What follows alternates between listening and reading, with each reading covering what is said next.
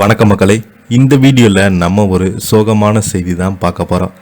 இயக்குனர் வி சேகர் கலங்க வைக்கும் இறுதி ஊர்வலம். மூளை முழுக்க ரத்தம், ரைடோ ஓட்டும் மகன். இவ்வளவு வழியா இணையதளத்தில் வைரலாகும் செய்தி. வாங்க என்ன தகவல் என்ன செய்தின்னு இந்த வீடியோவில் விரிவாக பார்க்கலாம். அதுக்கு முன்னாடி முதன்முறையாக நம்ம சேனலை ஃபஸ்ட் டைம் பார்க்குறீங்கன்னா சப்ஸ்கிரைப் பண்ணாதவங்களாம் சப்ஸ்கிரைப் பண்ணிக்கோங்க. பெல் பட்டன் சிம்பல் அமைக்கி நம்ம சேனலோட நோட்டிஃபிகேஷனை எனபிள் பண்ணிக்கோங்க. நாங்கள் போடுற வீடியோ எல்லாமே உங்களுக்கு உடனுக்குடனே வந்து சேரும். வாங்க என்ன தகவல்னு பார்க்கலாம். இயக்குனர் வி சேகர் உடல்நலக் குறைவால் நேற்று போரூரில் இருக்கும் ராமச்சந்திரா மருத்துவமனையில் உயிரிழந்தார். இன்று அவரது உடல் மருத்துவமனையில் இயக்குனர் சங்கம் வழியாக எடுத்துச் சொல்லப்பட்டு அவரது வீட்டில் இறுதி அஞ்சலிக்காக வைக்கப்படுகிறது. அதனை அடுத்து அவரது சொந்த ஊரான திருவண்ணாமலை மாவட்டம் வெட்டவளம் கிராமத்தில் இறுதிச் சடங்குகள் செய்யப்பட்டது.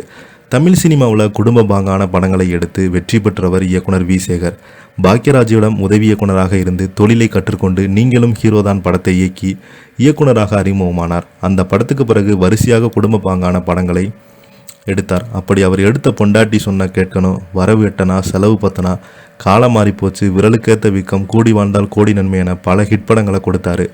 பொதுவாக குடும்ப பாங்கான படங்கள் எடுக்கப்பட்டாலும் அதில் எமோஷனலாக அதிகம் வைத்து காமெடியை குறைத்துவிடும் வழக்கம் போல ஒரு காலத்தில் இருந்தது. அதனை மாற்றிக்கூடியவர் தான் சேகர். அவர் இயக்கிய ஒவ்வொரு படத்திலும் இடம்பெற்றுள்ள காமெடி காட்சிகள் அத்தனையும் இத்தனை வருடங்கள் கடந்து இன்னும் கொண்டாடப்படுகிறது என்றும் குறிப்பிடத்தக்கது. முக்கியமாக வடிவேலு, விவேக்கு ஆகியோரை தனது படங்களில் நிறைவேறி பயன்படுத்தினாங்க. அதிலும் அவங்க 2 பேரும் உள்ளே வந்தபோது கவுண்டமணி செந்தில் பீக்கில் இருந்தார்.